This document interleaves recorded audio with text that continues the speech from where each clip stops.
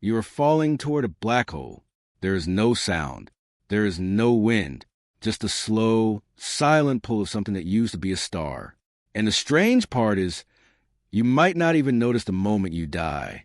That sentence sounds impossible, but it is exactly what the physics says. Let that sit for a second. What if the most violent object in the universe felt, to you, like nothing at all? Start with the basics. A black hole is not a hole in space. It is an object, the collapsed core of a massive star, packed into a region so dense that its gravity bends space itself. The boundary around it is called the event horizon, the point of no return, where the escape speed exceeds the speed of light. Cross it, and even light cannot climb back out. That is why it looks black. Nothing reflects. Nothing escapes. Nothing reports back.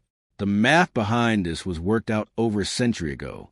In 1916, a German physicist named Karl Schwarzschild solved Einstein's equation for general relativity and found something strange hiding inside them, a radius where space and time trade places.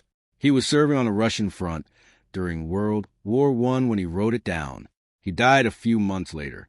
He never knew his solution would one day describe real objects scattered across the galaxy. For decades, black holes were treated as a mathematical curiosity, a strange result on paper. Then the evidence started arriving. In 2019, the Event Horizon Telescope collaboration, led in part by scientist Katie Bauman, released the first direct image ever taken of a black hole's shadow, a ring of glowing gas bent around darkness, 55 million light-years away in the galaxy M87. A light-year, if you have not heard the term, is the distance light travels in 1 year, about 9.5 trillion kilometers. So that image was not a photograph of now. It was a photograph of a moment 55 million years in the past. 3 years later, the same collaboration imaged Sagittarius A*, the black hole at the center of our own galaxy. It sits about 27,000 light-years from where you are sitting right now. Every star you can see with your naked eye is orbiting it, slowly, the way planets orbit a sun. You are, in a very real sense, already circling a black hole.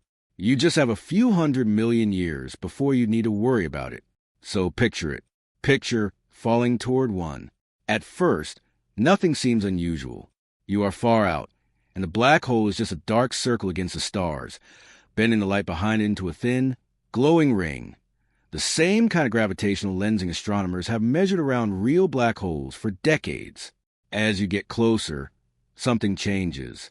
Your feet are closer to the black hole than your head. Gravity is stronger down there than up here. Even by a few centimeters, it matters. This difference in pull is called tidal force, and near a small black hole it becomes lethal. It stretches you, head to toe, faster and faster, until you're pulled into a thin strand of matter. Astrophysicists have an actual name for this. They call it spaghettification. It is a real term, used in real papers, because sometimes the universe does not care about sounding dignified. But here is the twist almost nobody expects. Not all black holes would do that to you. The math depends on size.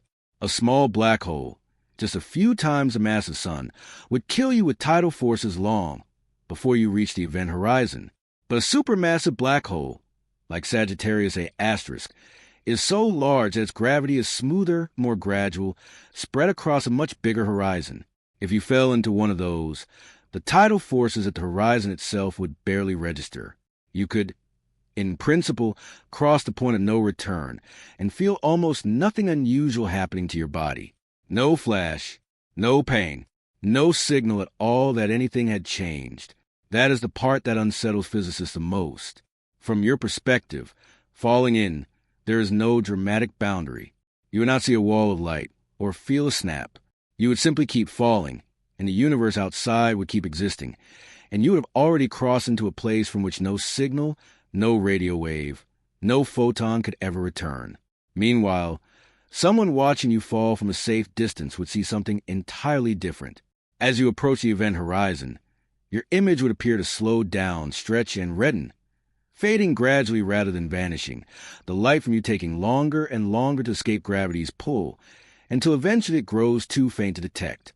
To an outside observer, you would seem frozen forever at the edge, never quite gone. Two versions of the same event, both true, depending entirely on where you are standing. That is not science fiction.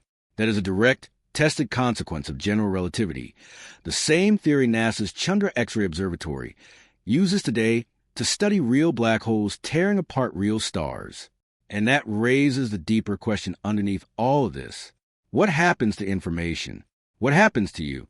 For a long time, physicist Stephen Hawking argued that anything falling into a black hole will be lost completely, its information erased from the universe forever. Later, Hawking himself helped revise that position after decades of debate about whether black holes slowly leak information back out as they evaporate through a faint radiation now named after him. The question is still not fully settled. Some of the smartest people alive are still working it out, decades after the first equations were written down. Here is what makes this stranger than fiction. Every black hole we have detected, through direct imaging, through gravitational waves first measured by LIGO in 2015, when two black holes collided and rippled the fabric of spacetime itself, confirms that this isn't theoretical. These are real objects, doing exactly what Einstein's century-old equation predicted, verified again and again by missions and instruments built by people who will never see the objects they are studying with their own eyes. So think about what that means for you, standing on solid ground, reading this. Somewhere in your galaxy right now, matter is spiraling into darkness, stretching, fading, crossing a boundary it can never uncross. And from that matter's own point of view, in some cases, nothing dramatic marks the moment at all. It simply keeps going, quietly, into a place the rest of the universe can no longer see. Maybe that is the real lesson hiding inside all this math. The most extreme, most violent-sounding object in the universe might not announce itself with a bang. It might simply, silently, let you keep falling, until falling is all there is. You are falling toward a black hole, and somewhere, in a way you'll never quite notice, you already are.